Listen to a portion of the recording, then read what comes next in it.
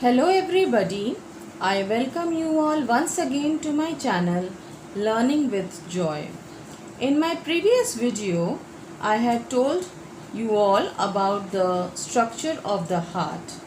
In this video, we will study the conducting system of the heart. The conducting system of the heart helps to initiate the cardiac cycle and coordinates the contractions of cardiac structure. Now we have to remember one thing, that the human heart is myogenic. Now when I say myogenic, it means that the entire function of the heart is not controlled by any nerve impulse, but it is controlled by some specialized cells which are present in the heart muscle itself. So to begin with, the electrical conduction system of the heart transmits signals from the sinoatrial node or SA node, which causes the heart to contract.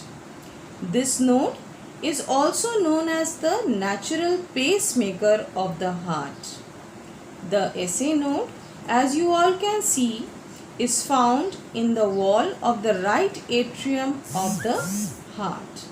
So it is from here that an electrical impulse is produced which causes the heart to contract. Now we should know why it is called the pacemaker. It is known as the pacemaker because it produces the electrical impulses continuously at fixed intervals, which causes the heart to contract and relax. The impulse generated in the SA node travels through the right atrium to the atrioventricular node or AB node, which is at the interatrial septum. This helps to conduct the impulses from the atria to the ventricles.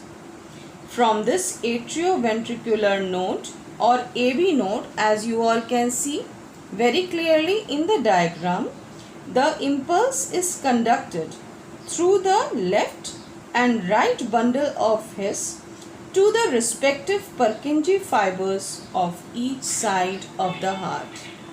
This causes the ventricles to contract. The Purkinje fibers are located in the inner ventricular walls of the heart. So this is about the conducting system of the heart. Now we are going to study the conducting system of the heart through the flow chart.